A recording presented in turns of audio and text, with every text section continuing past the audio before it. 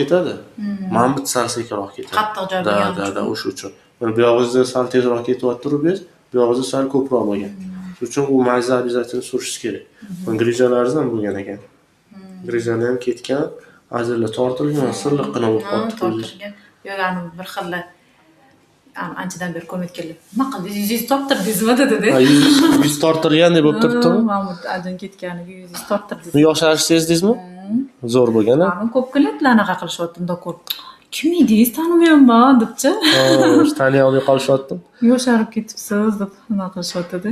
Qarang, mana bu tezlik ajinlargacha ketgan. Tortilgan mana shu ikkita chet zo'r bo'lgan. Yo, menga yoqdi natija. Mana bitta ham yaxshigina osilgan edi, yo'q bo'lganda. Hali bir 2-3 oydan keyin kelib ketasiz-da. Yana ko'zingizda rasm yopib qo'yaman, xo'p? Maylimi? mayli. Chunki baribir sizdagi muammosi borlar ko'p-da. Hozir mana bunaqa baribir hamma qilib yotibdi, qo'rqishadi. Mana bu qora ishlar ham bor edi, hozir yo'qolganmi? No, ocharibdi. Zo'r bo'lgan. Yaxshi. Yoqdi. Ehtiyot bo'lsangiz, xudo xolasa, xo'p.